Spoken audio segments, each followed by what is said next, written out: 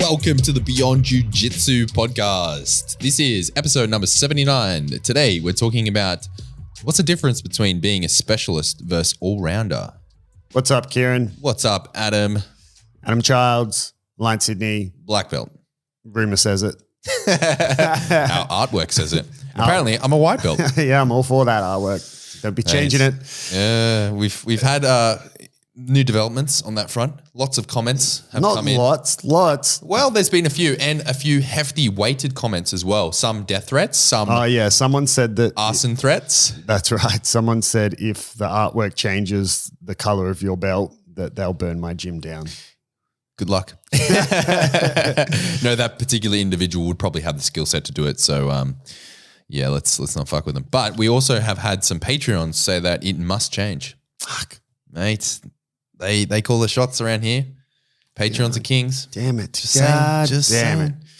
Man, it feels so long since we recorded an episode. We had a bit of a change around with our scheduling due to other things happening. So we had to kind of, bring forward a bit of recording, and then we had a gap of no recording. And then we had a scheduling issue, which was so frustrating. Yeah, super frustrating because the podcast listeners on YouTube would have no idea what we're talking about because YouTube ran like a dream. However, Spotify, we had missed a week of uploads because of a problem with upload and scheduling, and it just, for lack of a better term, desynced or whatever, and we had a mess up. And yeah, people were like, it's just like radio silence. You guys have been so consistent. And it was so frustrating because we have been. It's like every single week since we started the podcast, we haven't missed a week, like even through Christmas. Technically, we didn't miss that week. We just uploaded 2 in one day on the Saturday. So we got in on the week, bro. We got into a week. So technically, we can maintain our record of we have uploaded consistently 2 episodes a week since the inception of this podcast, and we have not failed. We save some face. We save a lot of face. We save all the faces. They're ours. Lucky. So today's topic came about as I was thinking about my own jiu-jitsu game, and I was getting concerned. I had that moment of blue belt fear. I don't know why it's blue belt. Should I quit? Have I peaked? Yeah. Can I open my own gym? Yeah, definitely. Yeah, right next door. Should I book some seminars? Sell out arenas. So I was thinking about my own game, thinking about the direction my jiu-jitsu is going, yada, yada, yada. And I started thinking, hang on a minute. Over the last few months, I've been consistently hitting only a very small group of moves.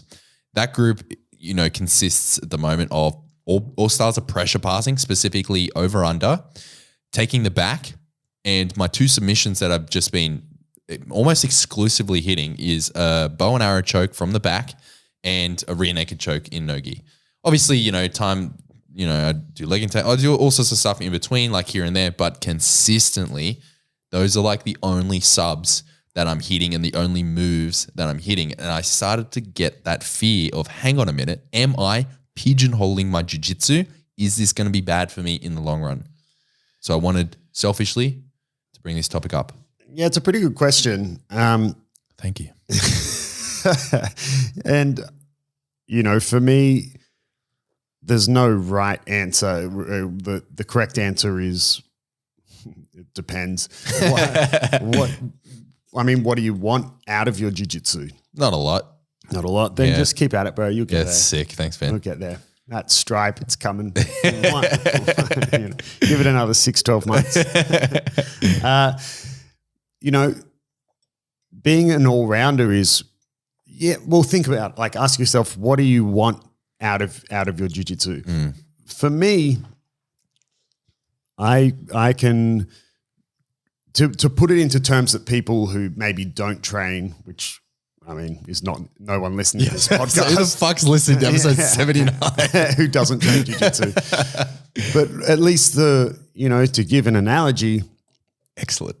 For me, jiu-jitsu and the different positions and techniques, it's kind of similar to playing a video game in the sense that if I were playing, Street Fighter or something, I get bored of playing the one character. You know how you like for anyone who grew up playing video games, maybe you'd be playing your siblings or friends in Street Fighter and they pick the same character every single time. They never waver from that one character and they get incredibly good at that one character. But then if you were going to say, okay, well now you've got a random, right? And they randomly land on a character that's not that one, they're dog shit. So, I mean, that's all well and good because if you went, let's say if it's a Street Fighter competition and you're allowed to pick your character, like what's it matter? You're always going to be the character you want to be. You know, like when you go fight, when you go compete, you're always going to be able, you're going to always be trying to implement your game, the thing that you're a specialist at. But what do you want out of your jiu-jitsu? So the reason I use that analogy is because for me, I get bored. Like I get bored playing the one character over and over. Right. So I always, I still play video games now and I'll play whatever whatever game I'm playing, I'll play one particular character or person or role in that game. And then I get bored and I'll change to a different, character or whatever. And my jiu-jitsu is the same. So I'll go through periods of enjoying like I train because it's fun. And if you think about it from a hobbyist point of view, if pigeonholing yourself and doing these one techniques is still incredibly enjoyable for you, then it's not really an issue, right? Because you're just a hobbyist. You're going to do the things that are fun and the things that work, right? It's not fake Aikido, Kung Fu stuff. Like it still needs to be legitimate techniques. I don't mean do what's fun, but like, bro, you can't just back roll off the mats, like and out the door, into the car. Where are you going? So from that point of view, I would say, don't pigeonhole yourself or do whatever's fun, right? If you're a hobbyist and the techniques are credible, whatever you have the most fun doing. I go through phases of it being super fun, like foot locking people and adjusting those details, and then I get bored of playing guard and I, enjoy pressure passing. Then I get bored of pressure passing and I start enjoying having more dynamic, quick side to side, Leandro low passing. And so I'm going to do what's fun for me. However, if I'm competing, then I intentionally pigeonhole myself for what is my competition game. If what you want out of your jiu-jitsu is to be incredibly successful on the competition scene, my opinion is to embrace the pigeonhole. A lot of those high-level guys, jiu-jitsu is way too dynamic for you to be good at everything. There's no way. There is no way. There's too much going on in jiu-jitsu, right? Like there are blue belts out there in the world that are better at and know way more about crab ride and bearing bolos than, a lot of black belt world champions know, because that particular black belt world champion, sure, could probably do one and whatnot, but, they're not specialized in it. Every single, like I'm trying to think now of try recall a black belt world champion that you could go, oh yeah, they're like good at everything. If you, for the sake of this argument, you could kind of just push to the side a moment Gordon Ryan. I was thinking just that, but because of the say fact that he's not even the 1%. He's like the 0.0001%. He's the sort of dude who makes everyone look shit. Yeah, he's good at pretty much everything. So if you kind of just ignore him for a second, like, look, even some of the greatest of all time, like, Hodger, it wasn't like he was good at everything. He was very good at what he did. You look at Mikey Musameshi, he's very good at, like, none of them are good at everything. Marcelo Garcia, like, they're all known for something, right? Marcelo Garcia, X guard, butterfly guard, like taking the back, Musameshi, crab ride, bolos, Bernardo Faria, deep half guard, over underpasses. Like, everyone is specialized at something. And I think I've mentioned this before that, the people who go that route, I don't even think they necessarily consciously do it either. Maybe some of them do, But I would believe that some of them just have that kind of obsessive compulsive behavior about them, that it's not even a matter of whether it's fun or not, or whether they're intentionally specializing or not. They're probably just like addicted to that one aspect of jiu-jitsu, and they just, it's all they can focus on. It's all they can think about.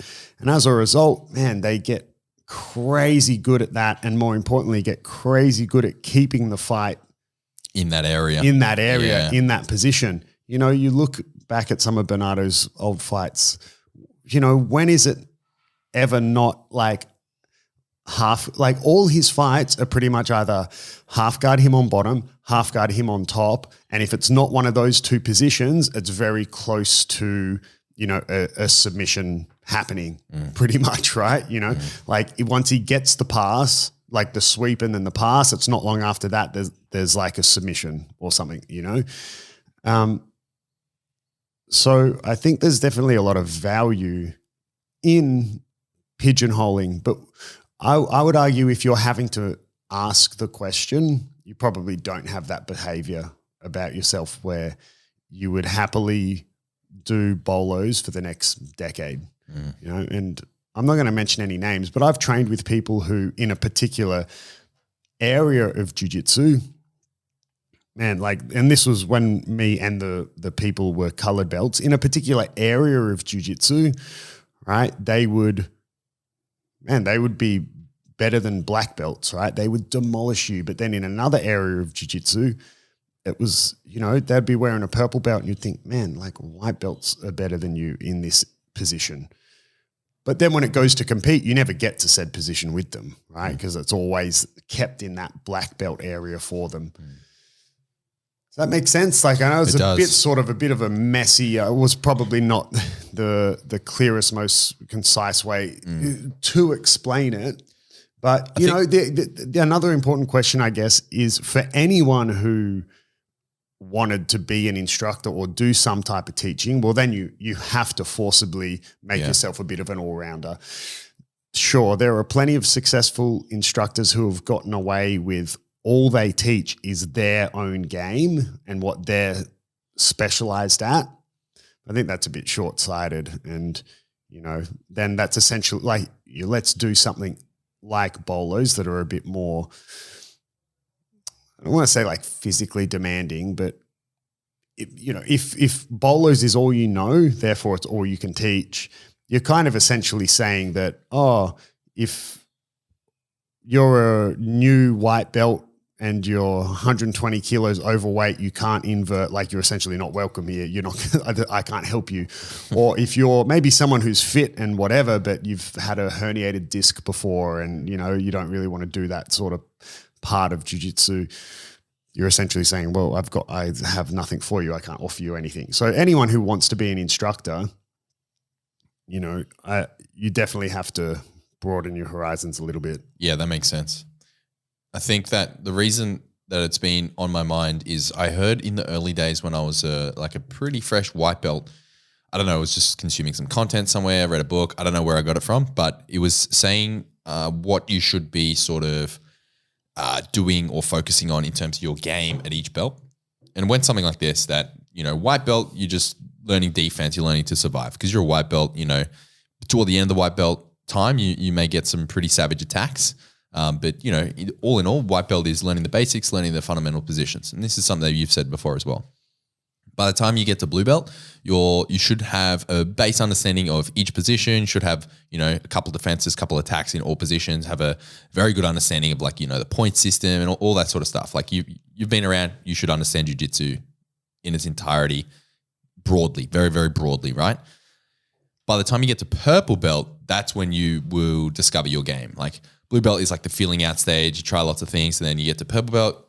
At that point, it's okay to specialize or like to find an area of jiu-jitsu that you really like gel with and you want to like pursue it and look to specialize then, Yeah, because I think we had mentioned briefly that for the majority of people at blue belt, it's very likely you haven't experienced enough jiu-jitsu to make an educated decision about what you want to specialize in. But that's a very broad statement. everyone's different. And for sure, there'd be some blue belts who have seen enough jiu-jitsu or consumed enough jiu-jitsu to already know, or, maybe they're just already super in tune with their own body and know that like what works well for them and whatnot. So it's not like you can't kind of make that decision at blue belt.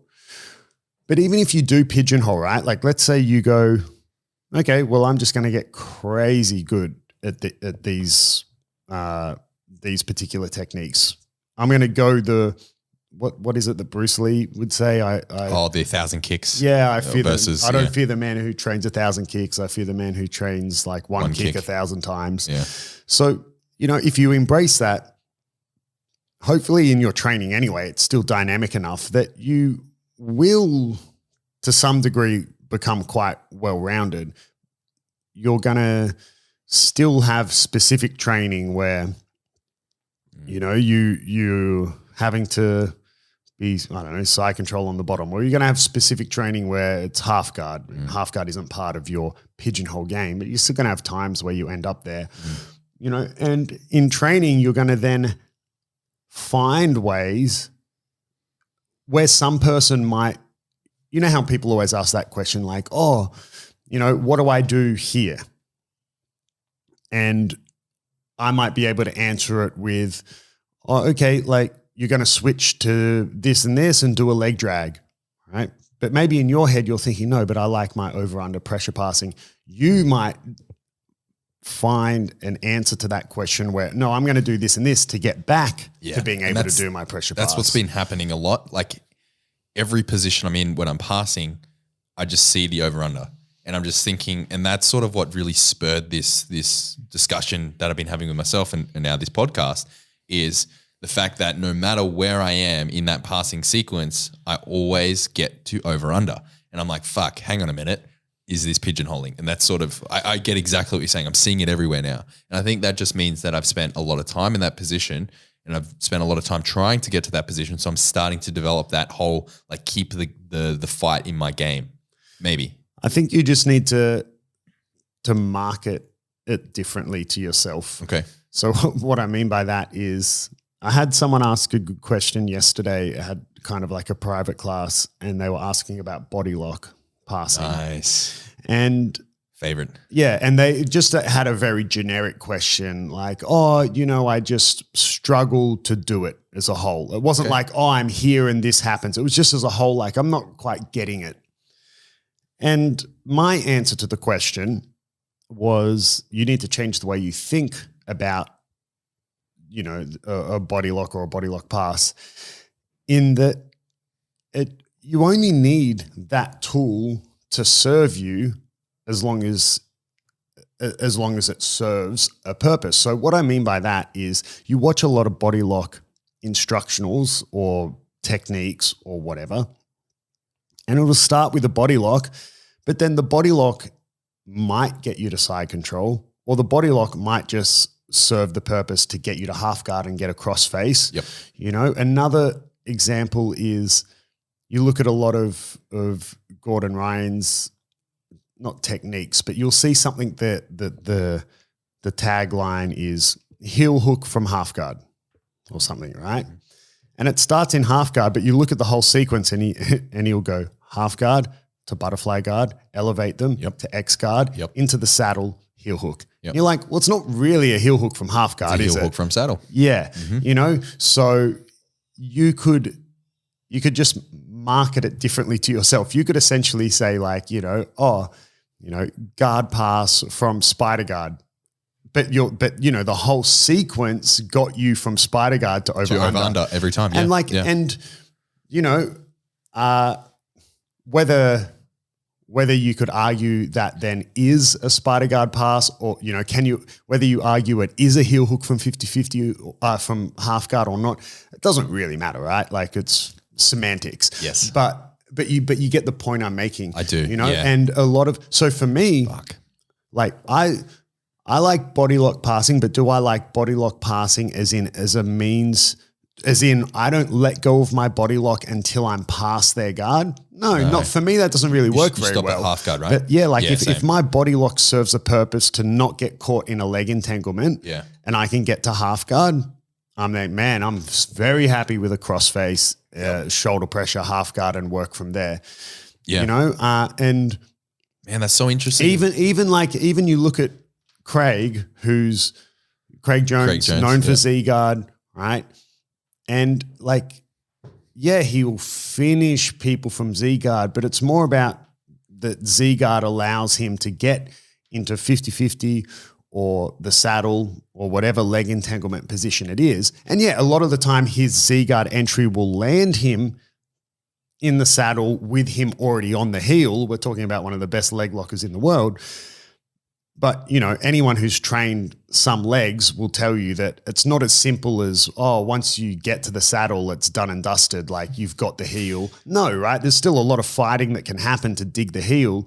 So, you know, he's incredibly talented in the saddle as a position as a whole, but like, you know, he uses Z-guard to get there. It's not, you know, so. Totally get what you're saying. And I think what resonates really well with me is ironically the body lock example you used. I was learning body lock, or I still am obviously, but I was focusing in on body lock like a month ago. I think it was like last month's like goal, or sorry, the month before. I think it was February's goal of mine was to learn body lock.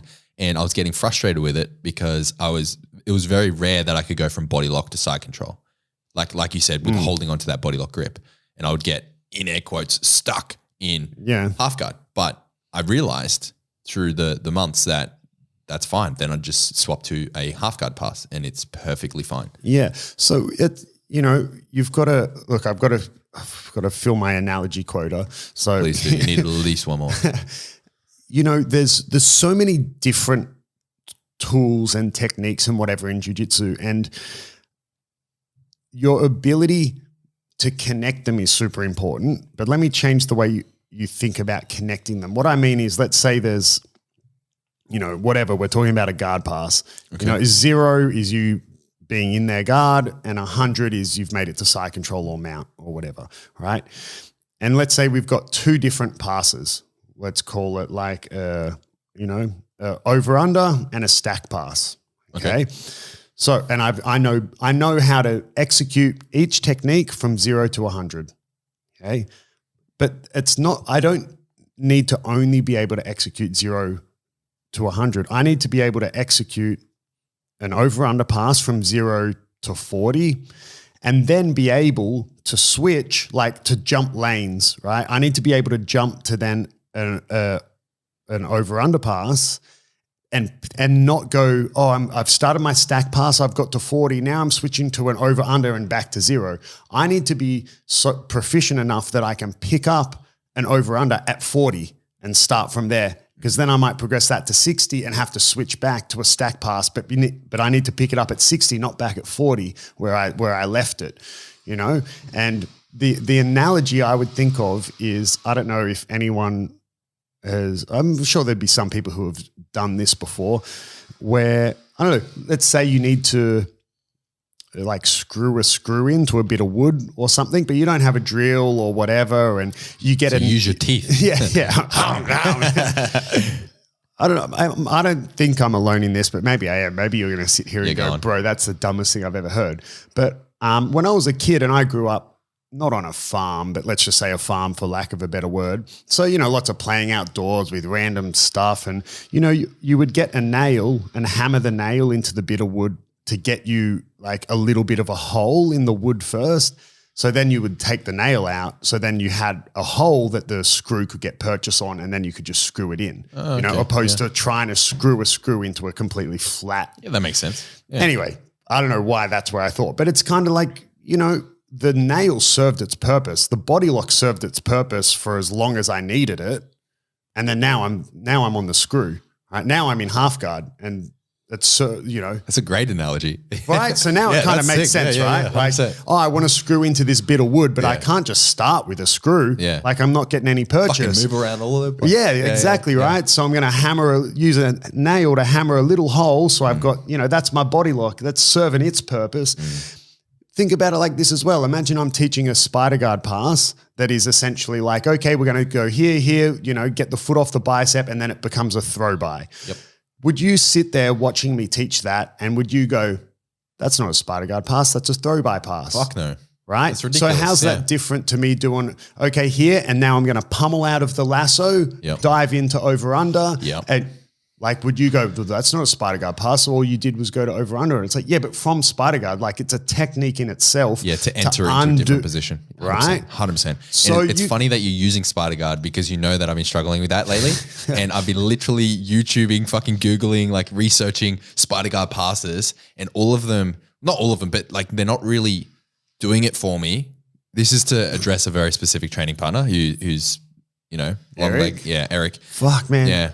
Fuck Eric. But I think what you're saying is clicking in my mind. I need to go back to my spider guard entries into over under. Well, just watch a bunch of those spider guard passes and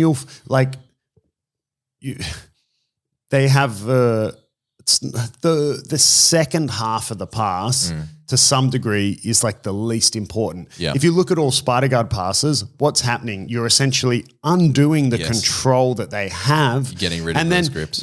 So depending how you undo it or what sort of spider guard they have or whatever, man, you could do a spider guard pass that is like da-da-da-da, throw by, da-da-da-da, knee cut, da-da-da-da, toriando, da-da-da-da, over under, da-da-da-da, stack pass, da-da-da-da, leg drag. So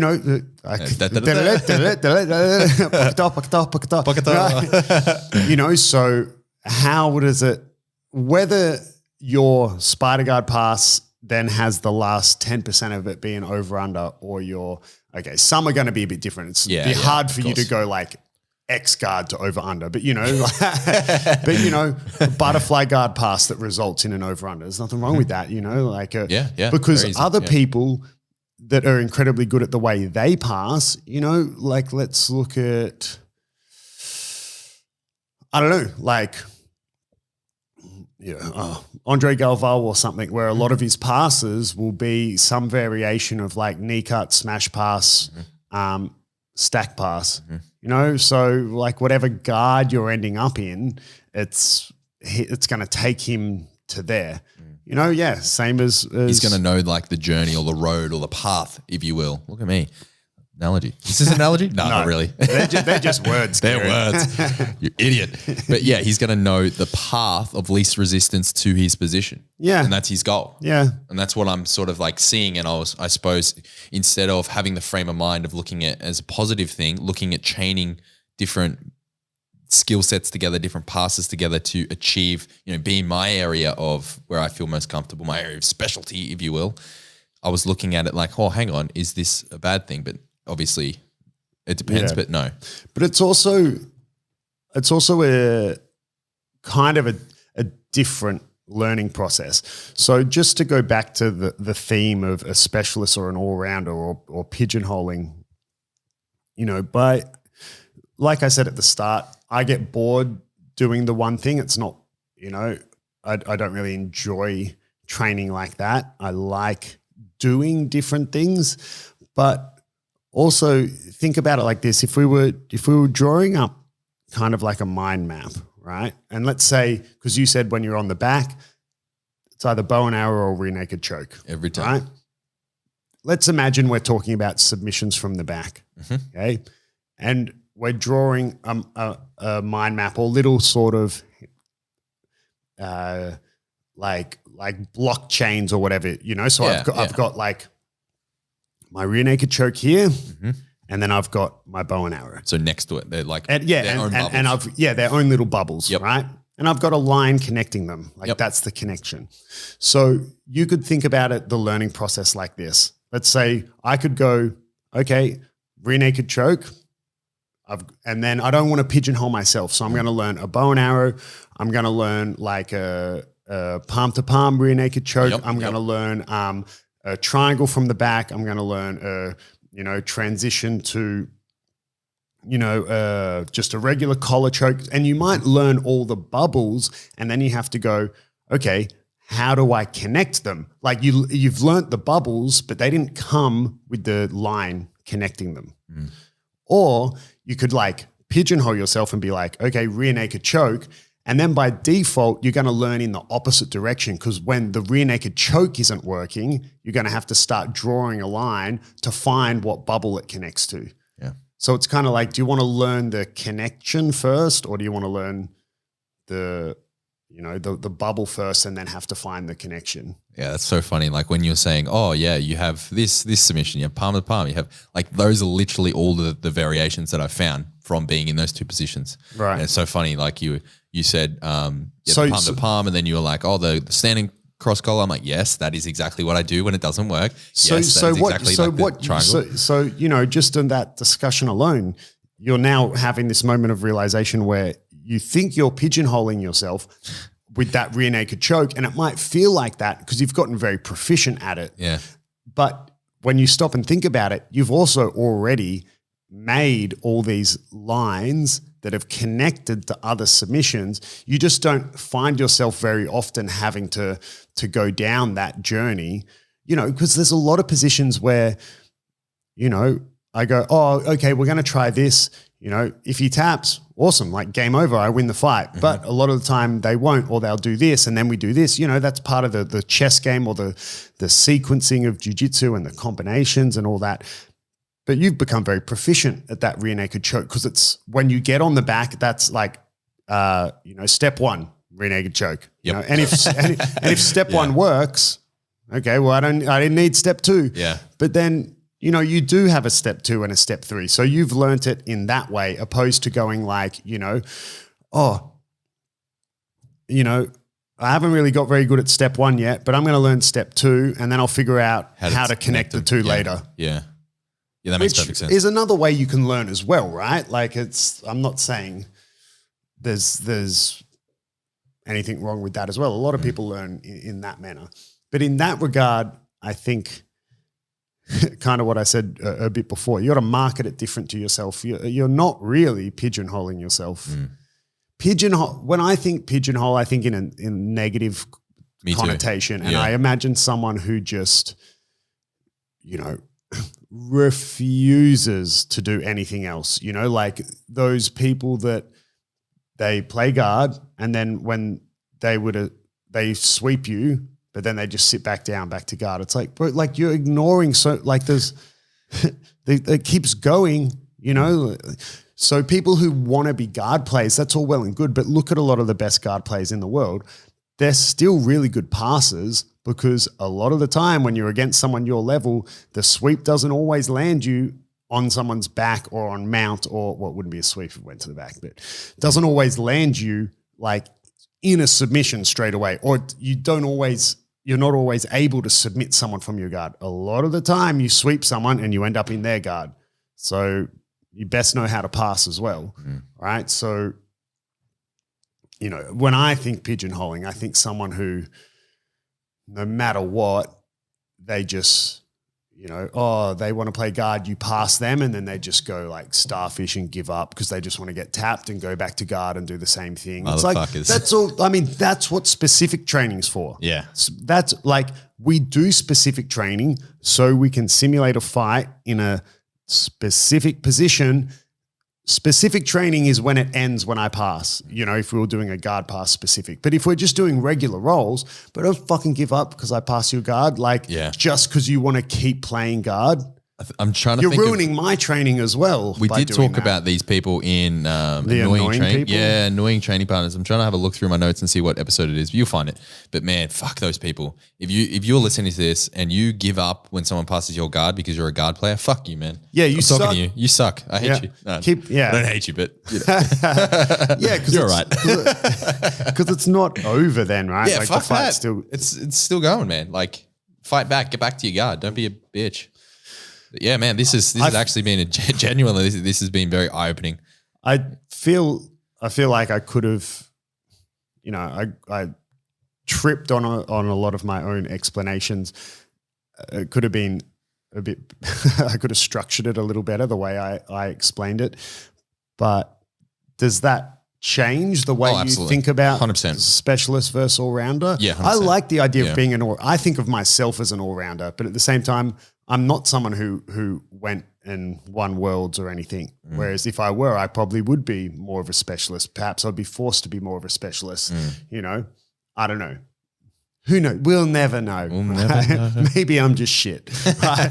But, you know, but that's also what I enjoy in jiu-jitsu is being an all-rounder and being an instructor.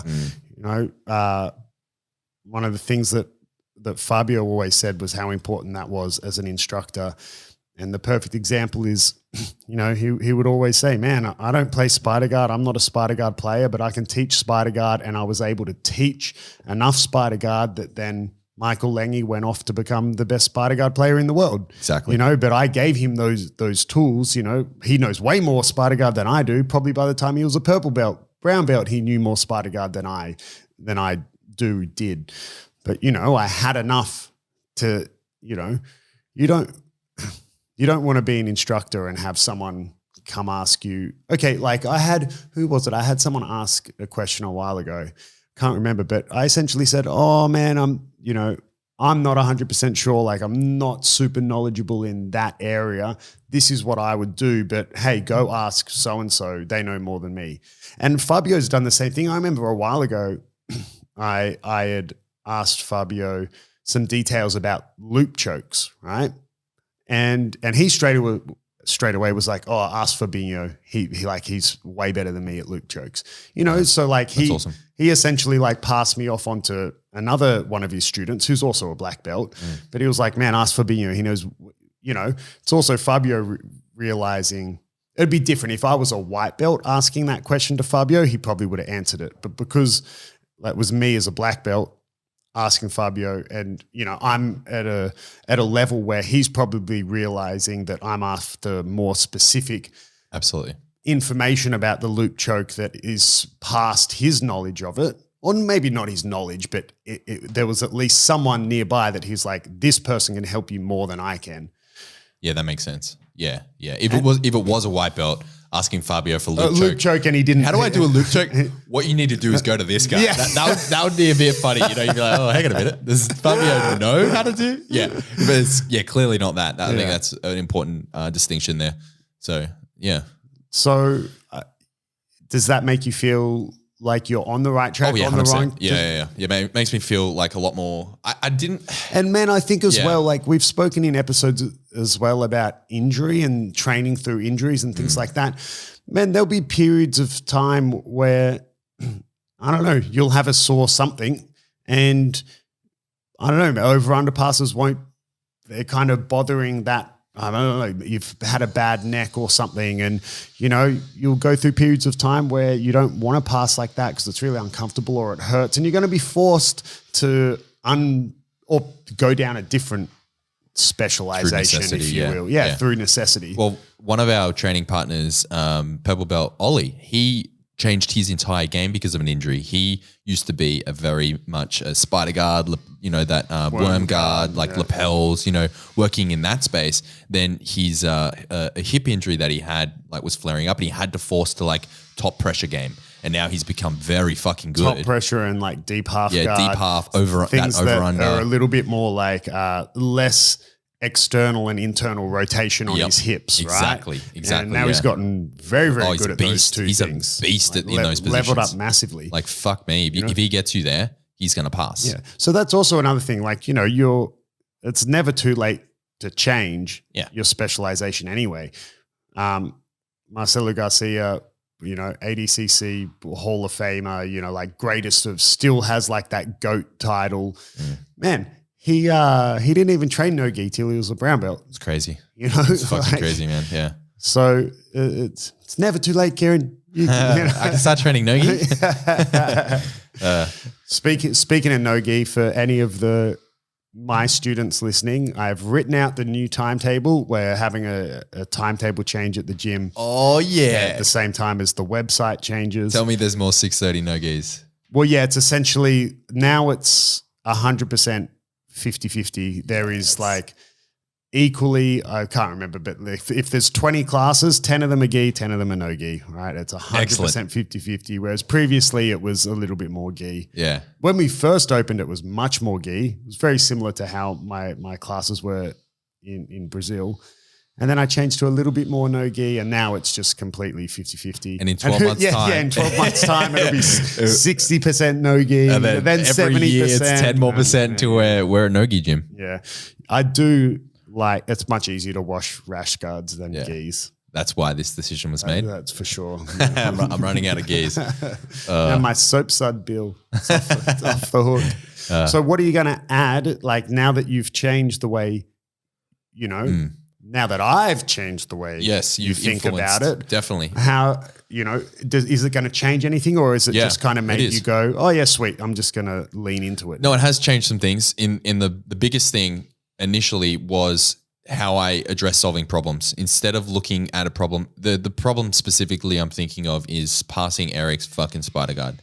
Instead of looking at that and researching all of these. I just can't even hear his name without cringing. We have to get him on the show. Yeah. We really do. Our long-time listeners will be aware, but anyone who's a bit newer, just a bit of context. The reason we hate Eric is because Eric is a white belt and he's very good. He's fucking good. Like, I mean, Eric's my size, pretty much my weight, probably a bit lighter than me because he's leaner than I am. But anyway, long story short, I'm a black belt. Eric and I are the same size. He's a white belt. So I have no excuse. There's no, I'm 50 kilos and he's 120. No, we're more or less the same height, same weight, same build. Only difference between us is a black belt and a white belt. And it still takes me like 5 minutes to pass his guard. Yeah. JT, James, who we've had on the podcast, he was our first guest actually. Another black belt, James from Bulletproof for BJJ. Man, I remember him getting the shits like at how hard it is to pass Eric. Like he's just, so that's why when we hear his name, he's he's the nicest dude. I love rolling with him now. Yeah, I love Eric so much. He's such a dude, but like whenever you see him rocking up to the gym, you're just like, fuck. And I'd shot myself in the foot because I had said to him, I said, because Eric and I had like 2 roles in the one class or something, and the first role was awesome. And the second role, he just fell apart. Yeah. Because it's not like he has a bad gas tank, but when gas becomes a factor, he falls apart. Yeah. And I said to him, I was like, Eric, man, I said, from now on, when we're training, I said, first or second role, like when you're fresh, I want us to go together. I said, because that's when we have our best roles, but it's also when I can help you the most. I said, like, I can't help you a lot when you're just pretty much falling apart because you're tired. I can't help you because you're gassed. But when you're fresh and our roles are hard, then I can help you, because then, when I pass you or sweep you or submit you, it's either because of something I did or a mistake you made. Not gas tank. Got you. Right? Yeah. But when you're gassed, it's like, man, why you didn't even try there, Eric? Like I can't really do much with that. Yeah. And he was like, yeah, okay, blah, blah, blah. And then like a week later, he like walked in and I was like, oh, fuck. I was like, what? I was like, why did I say that? And I was like, all right. And then like right when I was like, all right, guys, grab a partner, Eric just had that look on his face. He's like, he's like, I remember that conversation. I was like, God damn it, Eric. Love you, Eric. Fuck. So I think the point was I was trying to make, in terms of addressing his spider guard, I was fucking researching, looking at instructionals, looking at YouTube videos, figuring out how I'm going to pass his spider guard, like how to shut it down, because it's fucking pissing me off, right? And I've been looking at a lot of just not generic, but just standard, like what you mentioned before, like spider guard pass to Toriando, spider guard pass to this, to that. I'm going to change my frame of reference and go back to, no, let's look at a spider guard pass entry into my over-under. Yeah. Because if I can get him into my position, I can pass him. Yeah. I just need to get him there. And that's the problem I need. I need to reframe the problem to not passing his spider guard is to enter into over-under from spider guard. That's it. Yeah. Simplify it. Yeah. And again, just change the way you market it to yourself. I like that. Let's imagine we've got a body lock pass and then we've got the traditional cartwheel guard pass. Right.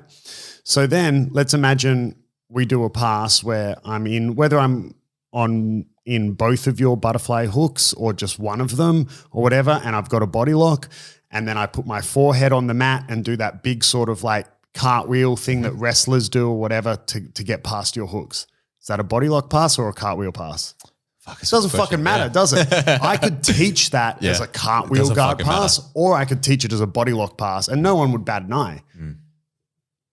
right? Yeah, So 100%. anyway, it's just a different way to think about it. I like it. You I'm know, going to change my marketing. Like I said, pigeonhole, I think the negative term is in someone who like they just refuse to participate when it goes outside of that pigeonhole. And then it's like, man, like you're being a shit training partner. You're not helping me. You're not helping yourself because even when, you know, like you still need to be able, we got one guy who had a bad habit of doing that. And I said to him, bro, like when you get past, like you're still in the fight, man. Like part of your skill set needs to be your ability to like then get back to guard. Like you know, if you want to, you don't just get to tap and go back there.